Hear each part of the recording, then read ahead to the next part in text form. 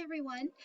The title for my master thesis is An Analysis of Healthcare Communication Protocols, a Systemic Review of Leadership Style and Associated Organizational Impact on Employee Effectiveness and Patient Experience. I derived this topic through personal experience when I was left with cortical visual impairment after cerebral angiogram was performed on me last year to locate a brain aneurysm that I never even had.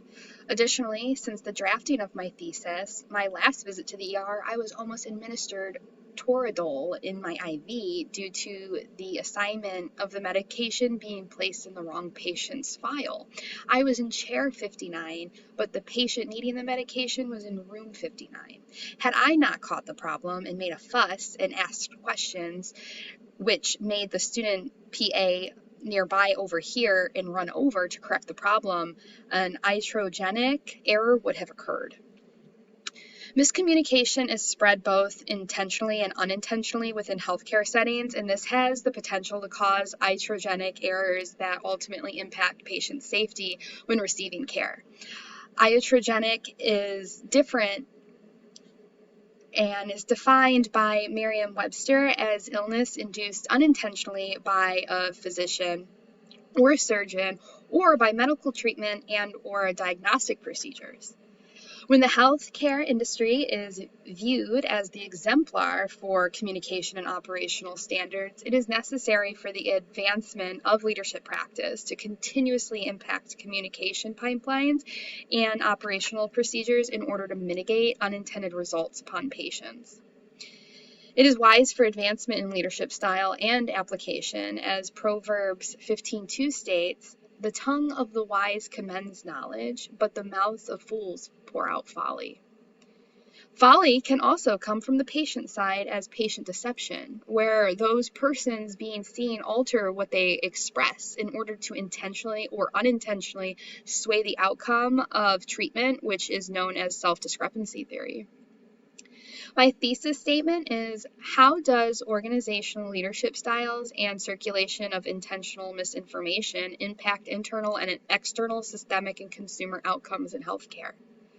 Overall, I believe an understanding of how communication practices associated with working conditions and leadership approach impacts organizations as a whole is a pertinent component towards developing future growth and enhanced patient experience through transitional change processes.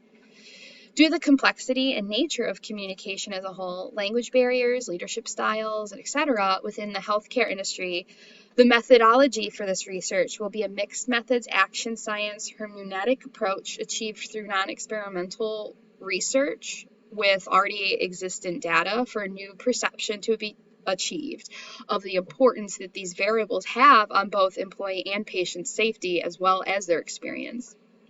Additionally, collected metadata will be articulated and subjectively award ranked on a 5-point Likert scale, including various dimensions over 3 groups. These groups being Group 1, favorable patient experience, Group 2, unfavorable patient experience, and Group 3, research's subjective epistemology, which will be mine.